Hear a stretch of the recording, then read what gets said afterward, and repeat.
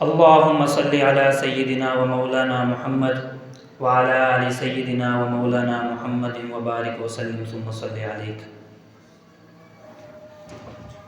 میرے محترم دوستو،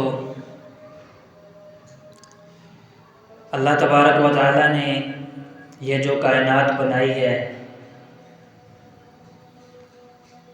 یہ سارا اللہ تبارک و تعالیٰ نے حضور صلی اللہ علیہ وسلم کے صدقے بنائی ہے۔ یہ اس امت کا عقیدہ ہے اور ایمان ہے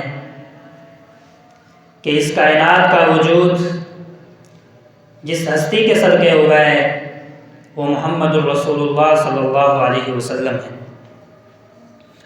اللہ تبارک و تعالیٰ نے جب اس کائنات کی ابتدا فرمائی تو حضرت آدم علیہ السلام سے ابتدا کی۔ حضرت آدم علیہ السلام سے لے کر حضرت عیسیٰ علیہ السلام تک اللہ تبارک و تعالیٰ نے انبیاء اور رسولوں کو بھیجا۔ ہر نبی کی ایک الگ شریعت، ہر نبی کا ایک الگ دین، ہر نبی کی ایک الگ کتاب، ہر نبی کا ایک الگ صحیفہ اللہ تبارک و تعالیٰ نے اس نبی کو دے کر بھیجا۔ اور حضرت آدم علیہ السلام سے لے کر حضرت عیسیٰ علیہ السلام تک جتنے بھی نبی آئے، جتنے بھی پیغمبر آئے، جتنے بھی رسول آئے، اللہ تبارک و تعالیٰ نے کسی کو ایک قوم کا نبی بنا کر بھیجا، کسی کو ایک علاقے کا نبی بنا کر بھیجا، کسی کو ایک بستی کا نبی بنا کر بھیجا، کسی کو ایک شہر کا نبی بنا کر بھیجا۔ لیکن جب حضور صلی اللہ علیہ وسلم کو اس دنیا کے اندر مبعوث کیا تو حضور صلی اللہ علیہ وسلم کو پورے عالم کا اللہ تبارک و تعالیٰ نے نبی بنا کر بھیجا۔ اور اللہ تبارک و تعالیٰ کا شکر ہے کہ اللہ تبارک و تعالیٰ نے ہمیں اس نبی کی امت میں پیدا فرما دیا۔ اور اللہ تبارک و تعالیٰ نے اس امت کی بہت سی خصوصیات رکھی ہیں۔ پہلی امتوں میں یہ بھی تھا کہ جب بندہ کوئی گناہ کرتا تو اس قتل کے علاوہ اس کا کوئی کفارہ نہیں تھا کہ اپنے آپ کو قتل کرے، تب اللہ تبارک و تعالیٰ اس کے گناہوں کو معاف فرماتا۔ اور اس امت کو اللہ تبارک و تعالیٰ نے یہ اعزاز عطا کیا ہے کہ گناہ ہو جائے تو فوراً اللہ تبارک و تعالیٰ کے سامنے ہاتھ پھیلا دے۔ کسی نبی کی امت میں یہ بھی تھا کہ اگر کوئی بندہ گناہ کر لیتا تو صبح دروازے پر لکھا ہوا ہوتا تھا کہ فلاں بندے نے آج یہ کام کیا۔ آج حضور صلی اللہ علیہ وسلم کے صدقے، حضور صلی اللہ علیہ وسلم کی امت میں ہونے کی برکت سے اللہ تبارک و تعالیٰ نے یہ احسان کیا ہے، اللہ تبارک و تعالیٰ نے اس امت کی یہ خصوصیت رکھی ہے کہ جتنے بھی گناہ کر لیں، جتنے بھی جرائم کر لیں، جتنے بھی معاصی کے مرتکب ہو جائیں، اللہ تبارک و تعالیٰ کے سامنے ایک بار کہہ دے اللہ غلطی ہو گئی، اللہ گناہ کر لیا، اللہ مجھے معاف فرما، تو اللہ تبارک و تعالیٰ درگزر فرما دیتے۔ اللہ تبارک و تعالیٰ نے اس امت پر بہت سارے احسانات کیے ہیں، بہت ساری خصوصیات عطا کی ہیں۔ اس امت کو بڑی فضیلتوں والی امت ہے۔ کنتم خیر امۃ اخرجت للناس تأمرون بالمعروف وتنہون عن المنکر۔ اللہ نے اس امت کو خیر امت ہونے کا لقب دیا ہے کہ یہ امت تمام امتوں میں سب سے افضل امت ہے۔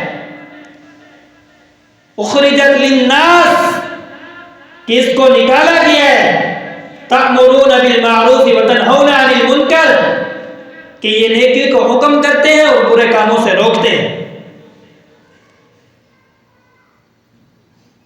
اس لیے میرے دوستو، اس بات پر اللہ تبارک و تعالیٰ کا جتنا بھی شکر ادا کیا جائے کم ہے۔ کروڑ بار اللہ تبارک و تعالیٰ کا شکر، اللہ تو نے ہمیں نبی خاتم النبیین صلی اللہ علیہ وسلم کی امت میں پیدا فرما دیا۔ جس نبی کی امت میں آنے کے لیے رسول دعا کرتے ہیں، جس نبی کی امت میں آنے کے لیے حضرت موسیٰ کلیم اللہ دعا کرتے ہیں، حضرت عیسیٰ دعا کرتے ہیں، اللہ تبارک و تعالیٰ نے ہمیں بن مانگے یہ فضیلت عطا فرما دی کہ اللہ نے ہمیں اس نبی کی امت میں پیدا فرما دیا۔ میں نے آپ حضرات کے سامنے قرآن کریم کی جو آیت کریمہ تلاوت کی ہے، یہاں پر اللہ تبارک و تعالیٰ فرماتے ہیں قُلْ إِن كُنتُمْ تُحِبُّونَ اللَّهَ فَاتَّبِعُونِي، اے نبی لوگوں سے کہہ دیجئے کہ اگر چاہتے ہو کہ اللہ تبارک و تعالیٰ آپ سے محبت کریں تو فَاتَّبِعُونِي، تم میرے اتباع کرو۔ اگر اللہ تبارک و تعالیٰ سے محبت چاہتے ہو، اگر چاہتے ہو کہ اللہ تبارک و تعالیٰ کے محبوب بن جاؤ تو حضور صلی اللہ علیہ وسلم کی اتباع بھی ضروری ہے۔ صرف یہی کافی نہیں ہے کہ ہم حضور صلی اللہ علیہ وسلم کی امت میں پیدا ہو گئے، ہاں حضور اکرم صلی اللہ علیہ وسلم شفاعت کریں گے، ہمارا عقیدہ ہے۔ حضور اکرم صلی اللہ علیہ وسلم اس امت کے گناہ گاروں کے لیے سفارش کریں گے، ہمارا عقیدہ ہے۔ حضور اکرم صلی اللہ علیہ وسلم نے فرمایا ہے کہ قیامت والے دن میری جو شفاعت ہوگی وہ اس امت کے کبیرہ گناہ کرنے والوں کے لیے ہوگی، یہ ہمارا عقیدہ ہے۔ لیکن دیکھیے تو صحیح نا کہ حضور اکرم صلی اللہ علیہ وسلم اس امت کے لیے کتنا تڑپے ہیں، حضور اکرم صلی اللہ علیہ وسلم اس امت کے لیے کتنا روئے ہیں، حضور اکرم صلی اللہ علیہ وسلم اس امت کے لیے راتوں کو جاگے ہیں، حضور صلی اللہ علیہ وسلم نے اس امت کے لیے پتھر کھائے ہیں۔ کتنی قربانیاں حضور اکرم صلی اللہ علیہ وسلم نے برداشت کی، کتنی تکالیفیں برداشت کی۔ آج ہم حضور اکرم صلی اللہ علیہ وسلم سے محبت کا دعویٰ تو کرتے ہیں، ہم چاہتے ہیں کہ ہماری ہر دعا قبول ہو جائے، ہم چاہتے ہیں کہ ہمارا اللہ سے تعلق ایسا ہو کہ ہم جو دعا مانگے اللہ قبول کر لے۔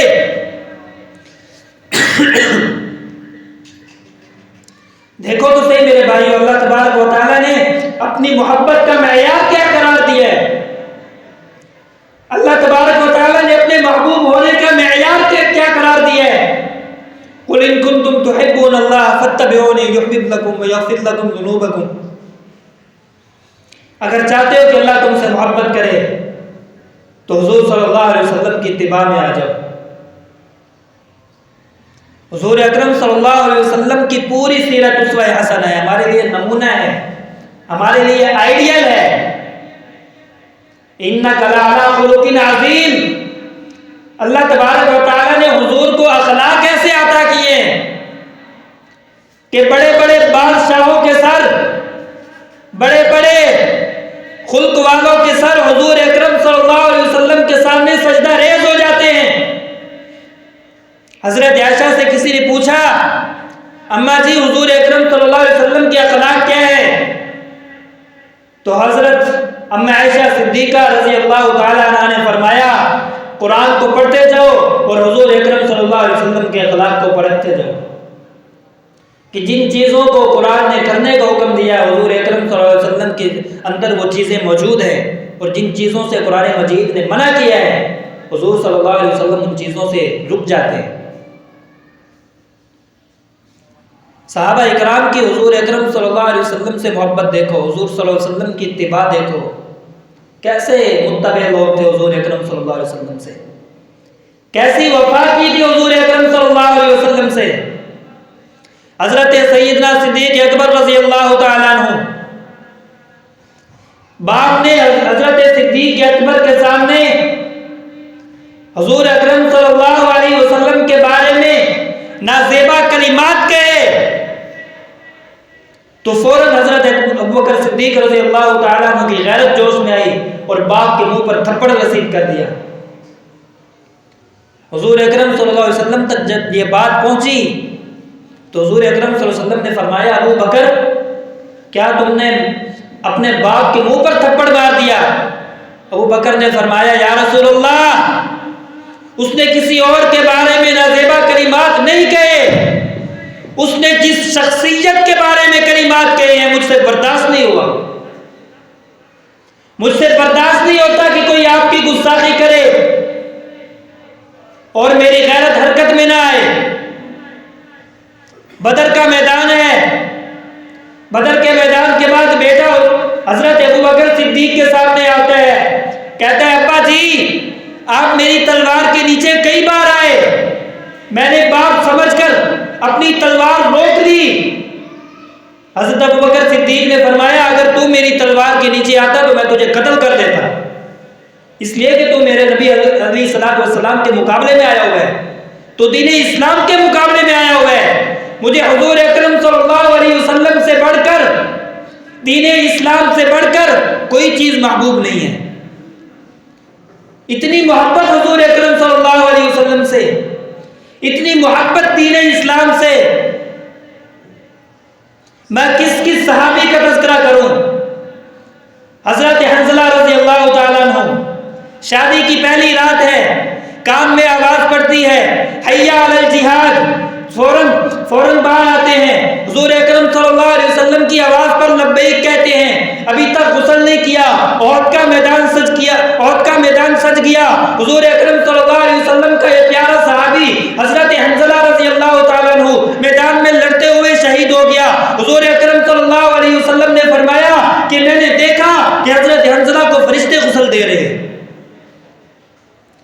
جب اللہ کے دین کے لیے, جب اللہ کے نبی کے لیے کوئی انسان اپنی جان کو ہتھیلی پر رکھ کر اللہ تعالیٰ کے راستے میں نکل آتا ہے تو پھر اللہ تبارک و تعالیٰ اس کو بلندیاں عطا کرتے ہیں. اللہ تبارک و تعالیٰ اس کو مقام عطا کرتے ہیں. اللہ تبارک و تعالیٰ پھر اس کو ایسا بلند کرتے ہیں کہ زمین پر بیٹھنے والے رشک کرتے ہیں, آسمان پر ملائکہ رشک کرتے ہیں. اللہ تبارک و تعالیٰ کے محبوب بننا چاہتے ہو تو حضور اکرم صلی اللہ علیہ وسلم کی اتباع میں آ جاؤ, اس کے علاوہ گزارا نہیں ہے.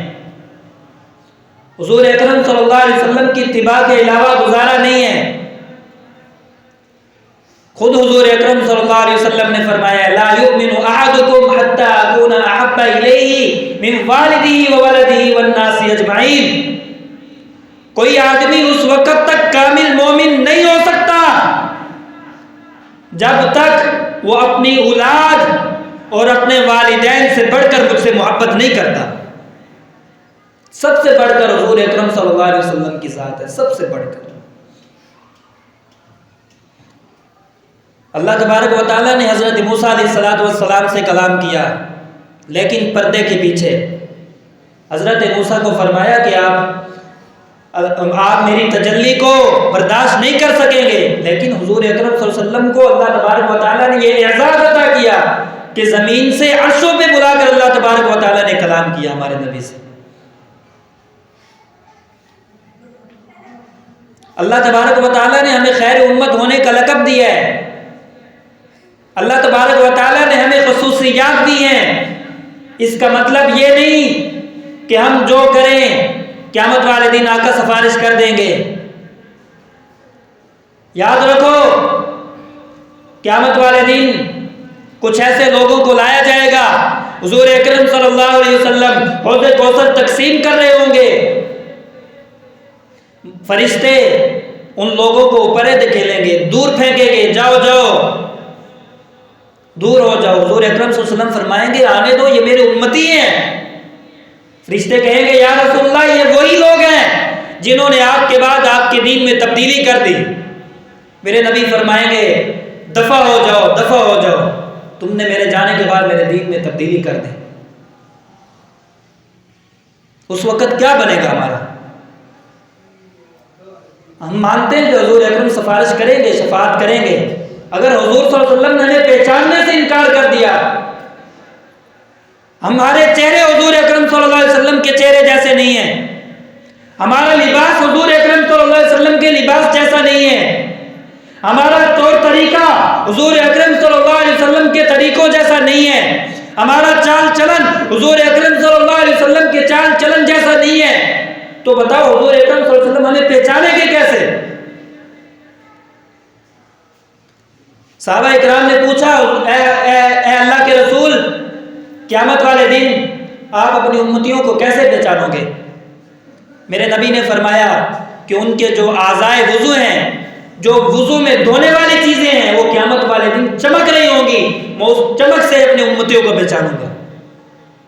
اور جو کبھی زندگیوں میں مسجد ہی نہیں آئے ان کی پہچان کیسے ہوگی آخرت میں؟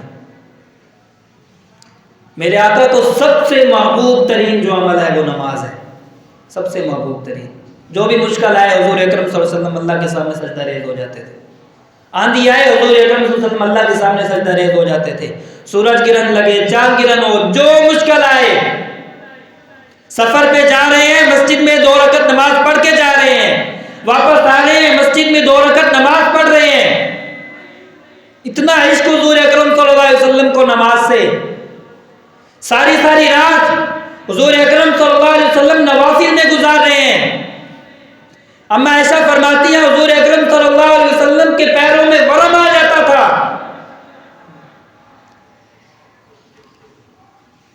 آج ہم کس کیٹیگری کے اندر کھڑے ہیں، کس جگہ پہ کھڑے ہیں؟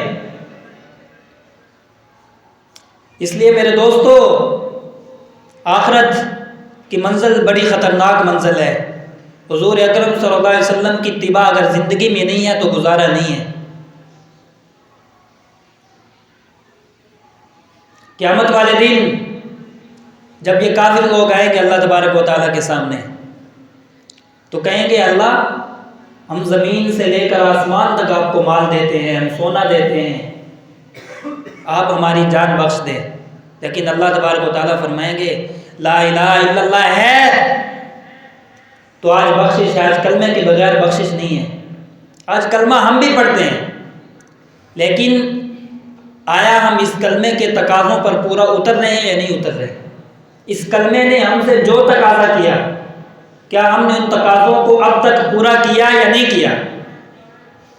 یہ چیز سوچنے والی ہے۔ اللہ تبارک و تعالیٰ کے نبی آخری نبی ہیں، اللہ تبارک و تعالیٰ کا احسان ہے کہ اس نے ہمیں آپ کی امت میں پیدا کر دیا، لیکن حضور اکرم صلی اللہ علیہ وسلم نے جو تکلیفیں سہیں، جو آلام سہے، کیا ہم ان چیزوں کا حق ادا کر رہے ہیں؟ آج وعدہ کرو کہ ہم انشاءاللہ حضور اکرم صلی اللہ علیہ وسلم کی اتباع میں زندگی گزاریں گے، وعدہ کرتے ہیں؟ اور ایک بنیادی بات ذہن میں آ گئی، پچھلے دنوں میں ایک پوسٹ پڑھ رہا تھا تو اس کے اندر لکھا ہوا تھا کہ دنیا کے اندر کوئی گناہ ایسا نہیں ہے جو قبر کے اندر بندے کے جسم کے ساتھ جاتا ہے سوائے داڑھی کے، داڑھی کٹوانے کے۔ یہ وہ گناہ ہے جو بندے کے جسم کے ساتھ قبر کے اندر جاتا ہے۔ حضور اکرم صلی اللہ علیہ وسلم کی داڑھی تھی، تمام انبیاء اکرام کی داڑھی تھی، اولیاء اکرام کی داڑھی تھی۔ میں بڑی معذرت کے ساتھ اگر کسی کو یہ بات بری لگے تو میں حضور اکرم صلی اللہ علیہ وسلم کی اتباع کی بات کر رہا تھا تو یہ بات ذہن میں آ گئی۔ حضور اکرم صلی اللہ علیہ وسلم کا حکم ہے کہ داڑھی کو بڑھاؤ اور مونچھوں کو کترواؤ۔ اگر کوئی بندہ داڑھی کٹواتا ہے یا داڑھی منڈواتا ہے تو حضور اکرم صلی اللہ علیہ وسلم کی اس حدیث پر عمل نہیں ہے اس کا۔ حضور اکرم صلی اللہ علیہ وسلم حضور صلی اللہ علیہ وسلم کا حکم ہے، اور داڑھی کا جو حکم ہے اس دین اسلام کے اندر وہ واجب کے درجے کے اندر ہے، اگر نہیں رکھے گا تو وہ گناہگار ہوگا۔ آج ہم محبت تو کرتے ہیں حضور اکرم صلی اللہ علیہ وسلم سے، آج دنیا کے اندر کسی کو کسی آدمی سے محبت ہو جائے تو اس جیسا بننے کی کوشش کرتا ہے کہ میرا لباس اس جیسا ہو، میرا چال چلن اس جیسا ہو، میرا طور طریقہ اس جیسا ہو، جیسے وہ چلتا ہے ویسے میں چلوں گا، جیسے وہ دیکھتا ہے ویسے میں دیکھوں گا، جیسے وہ جس جگہ سے وہ بال کٹواتا ہے۔ میں نے بہت سارے لوگوں کو دیکھا، کہتا ہے کہ میرا دوست فلاں جگہ سے بال کٹواتا ہے، میں وہاں جا کر بال کٹواؤں گا۔ لیکن آج ہم حضور اکرم صلی اللہ علیہ وسلم سے محبت کرتے ہیں، حضور اکرم صلی اللہ علیہ وسلم سے اس کا دعویٰ کرتے ہیں، کیا ہمارا چہرہ حضور اکرم صلی اللہ علیہ وسلم کے چہرے جیسا ہے؟ کیا ہم نہیں چاہتے کہ ہمارا لباس حضور جیسا ہو جائے؟ کیا ہم نہیں چاہتے کہ ہمارا چہرہ حضور اکرم صلی اللہ علیہ وسلم جیسا ہو جائے؟ کیا ہم نہیں چاہتے کہ ہمارا سونا حضور اکرم صلی اللہ علیہ وسلم کے سونے جیسا ہو جائے؟ کیا ہم نہیں چاہتے کہ ہمارا جہاد حضور اکرم صلی اللہ علیہ وسلم کے جہاد جیسا ہو جائے؟ کیا ہم نہیں چاہتے کہ ہماری نماز حضور اکرم صلی اللہ علیہ وسلم کی نماز جیسی ہو جائے؟ کیا ہم نہیں چاہتے کہ ہمارا حج حضور اکرم صلی اللہ علیہ وسلم کے حج جیسا ہو جائے؟ کیا ہم نہیں چاہتے ہمارے عمرے حضور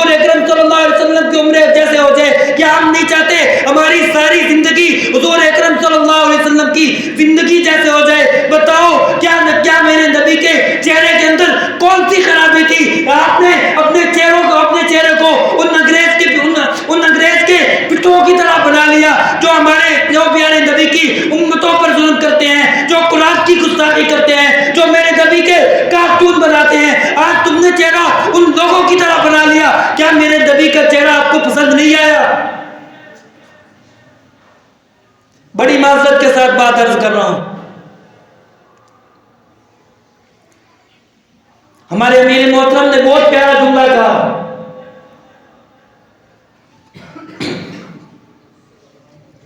بہت پیارا جملہ کہا کہ آقا علیہ الصلوۃ والسلام کی داڑھی کو دیکھ کر تو فرشتے بھی حیا کرتے تھے۔